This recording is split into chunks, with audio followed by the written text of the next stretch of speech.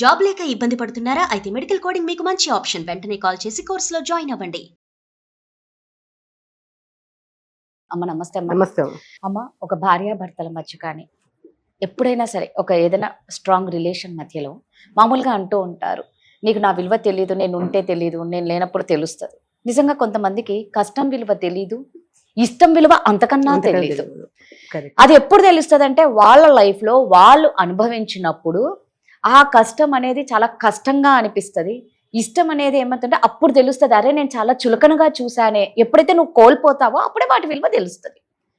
నిజంగా ఎందుకు అలా మనుషులు బిహేవ్ చేస్తారు? ఒక కష్టం విలువ ఇష్టం విలువ తెలియాలి అంటే ఎలా? ఒక వ్యక్తి అవతల వాళ్ళని బాగా ఇష్టపడుతున్నారు అనుకున్నప్పుడు అవతల వాళ్ళకి ఏమనిపిస్తుందంటే, ఇష్టపడుతున్నారు కదా అందుకు చులకన ఎక్కువ. అప్పుడు మనం కూడా ఒక జాగ్రత్త ఉండాలి. ఎందుకంటే ప్రతిదీ వాళ్ళు చూపించే దాన్ని ఎక్కువ మనం ఆలోచించుకొని నిజంగానే అని ఊహించుకొని అతి ప్రేమను పెంచుకొని అతి అంటే ఒక ఈ రిలేషన్ అనే కాదు, స్నేహితులు కూడా చెప్తున్నా నేను, మనం ఇచ్చే వాల్యూని వాళ్ళు ఓవర్గా వాళ్ళు తీసుకొని దాన్ని విలువ లేకుండా చేసుకుంటారు. వాళ్ళు పోగొట్టుకున్నాకనే ఏదైనా తెలుస్తుంది. ఏ వస్తువు పోగొట్టుకున్నా, తర్వాత ప్రేమ పోగొట్టుకున్నా, ఒక అన్ని ఏది పోగొట్టుకున్నా కూడా పోగిన తర్వాత, దాన్ని పోగొట్టుకున్న తర్వాత కొద్ది రోజుల తర్వాత తెలుస్తుంది, అప్పుడు కూడా తెలియదు. కానీ ఏం లాభం ఉంది పోయిన తర్వాత తిరిగి అది రాదు. ఒకవేళ మళ్ళా స్నేహం అనేది చేసినా కూడా అది ఇన్సెక్యూరిటీగానే ఉంటుంది తప్ప ఎప్పుడు ఏ క్షణానికి ఏమవుతుందో నిజంగానే వీళ్ళ దగ్గర నుంచి మనకి రాలేదు. ముదుండు కూడా ఏం ఆశించి మనతో స్నేహం చేస్తున్నారు, ఏం ఆశించి మన దగ్గరికి వస్తున్నారని ఒక భయం మొదలవుతుంది దాంట్లో. అంతేగాని స్వచ్ఛమైన ప్రేమ, స్వచ్ఛమైన ఇష్టము ఉంది వీళ్ళకి అనేది మనకు నమ్మకం పోతుంది వాళ్ళ మీద. సో ఒక లిమిట్లో మనం కూడా, నేను ఒకటే అనుకుంటారా, అది ఏది కూడా అతి అనేది ఏదైనా అతి విషయం లాంటిదే. కానీ ఆ టైంలో మనకి తెలీదు. అది అంటే వాళ్ళు చూపించే శ్రద్ధ కావచ్చు, ప్రేమ కావచ్చు, ఏమనుకుంటామంటే నిజమే అని నమ్ముతాం. ఇప్పుడు మనం ఏదో కోల్పోయి ఉంటాం, అది వాళ్ళలో వెతుక్కుంటాం. మనం వాళ్ళు చూపించే ప్రేమ, వాళ్ళు చూపించే శ్రద్ధ, వాళ్ళు చూపించే సెక్యూరిటీగా చూడడం, అది చూసినప్పుడు మనకి ఏమనిపిస్తుంది, నిజమే మనకు ఇక్కడ మనం భద్రతగా ఉండొచ్చు వీళ్ళ దగ్గర అనే భావం కలుగుతుంది మనకి. కానీ అక్కడ సైడ్ అది లేదు.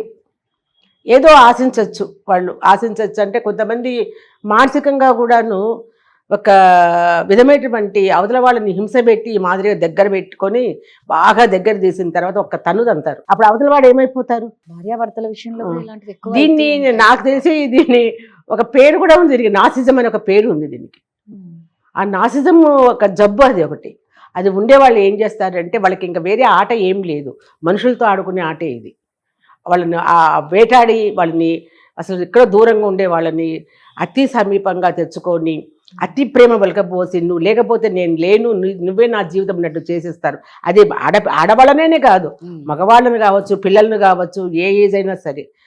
ఆ శ్రద్ధకు వీళ్ళు ఏమైపోతారంటే కంప్లీట్ కరిగిపోతారు వాళ్ళ దగ్గర.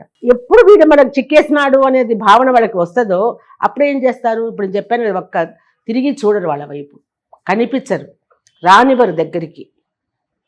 రోజు నీ స్వరం విని నిద్రలేసేవాళ్ళు, రోజు నీతో ప్రతి కష్టం చెప్పుకునేవాళ్ళు, రోజు నువ్వు నాకేదో చేస్తావు నమ్మకంతో చేసడం అంటే ఏదో డబ్బుతో అది కాదు, మానసికంగా ఒక సెక్యూరిటీగా నీతో ఉంటే నాకు బాగుంటుంది, నీ మాటలు వింటే బాగుంటుంది అని ఒక ఇదితో ఉండేవాళ్ళు. ఒక్కసారి నువ్వు ఆ రకంగా చేస్తే ఆత్మహత్య చచ్చిపోయిన వాళ్ళు కూడా ఉన్నారు ఇట్లాంటి వాళ్ళలో, నాకు తెలుసు. ఆ వ్యక్తి దూరం అయిపోతే తట్టుకోలేక, అందులో ముఖ్యంగా ఆడవాళ్ళు కావచ్చు, యూత్ కూడా కావచ్చు. నాకు తెలిసిన ఒక వ్యక్తి చాలా మందిని ఇట్లా యూత్ పిల్లల్ని బాగా ఎంకరేజ్ చేసి చాలా ప్రేమగా చూస్తే ఆ పిల్లలు ఏమైపోతారు చెప్పు? తల్లిదండ్రుల కంటే కూడా అక్కడ అసలు వాళ్ళు చూపించే ప్రేమనే ఎక్కువ నమ్ముతారు. అది అదే యూత్ అంటున్నాను, యువత ఏంటంటే ఓవర్ కాన్ఫిడెన్స్ ఉంటుంది వాళ్ళకి, మంచి చెడు ఆలోచించారు, ఇది నిజమా అబద్ధమా అని ఆలోచించారు, నమ్ముతారు. నమ్మినప్పుడు నమ్మకంగా ఉండి అసలు మీరు లేకపోతే మేము లేమని పరిస్థితి తెచ్చిన తర్వాత ఒక్కసారి ఆ పిల్లలను దూరం పెడితే ఆ పిల్లలు ఏమైపోతారు? పిచ్చి వాళ్ళు అయిపోయిన వాళ్ళు ఉన్నారు, చచ్చిపోయిన వాళ్ళు ఉన్నారు. ఎవడో ఇంకా అట్లాంటి వాడైతే వీడు కూడా నాసిజం వాడైతే పోరా నీతి ఏంటి అని చెప్పి తిరగబోయే వాళ్ళు ఉన్నారు. కానీ మనిషితో ఏదైనా ఉంటే ఆడుకోగాని మనసుతో ఆడుకోవద్దు. జీవితం చాలా చిన్నది, చిన్నది రాదా, అవును. నీవు ఎట్లా ఉంటావు అవతల వాడు కూడా అట్లాగే అట్లే ఉంటాడు. ఉంటారు. ఇది కాదు గేమ్ నువ్వు ఆడాల్సినది వాళ్ళతోటి. ఉమ్. నీకు పిల్లలు ఉన్నారు, వాళ్ళ మనస్తత్వం ఎట్లుంటుందో వాళ్ళు ఎట్లుంటారో నీకు తెలిసినప్పుడు అవతల పిల్లల్ని ఎందుకు నువ్వు అలా ఆడుతావు వాళ్ళతోటి? ఎంత కష్టం అవుతుంది. అసలు ఏ విధంగా ఊహించుకొని ఇట్లాంటి చేస్తున్నారో నాకు ఒకసారి ఆలోచిస్తే అర్థమే కాదు. అసలు చాలా తప్పది, చాలా తప్పది. అసలు అవతల వాళ్ళు ఏమైపోతారని ఒక క్షణం ఆలోచించుకో. నీకు వ్యాపకం లేకపోతే వేరే ఏదైనా చూసుకో. ఇది కాదు వ్యాపకం, మనుషులతో మనసుతో ఆడుకునే వ్యాపకం కాదు అది. చాలా కష్టం అది.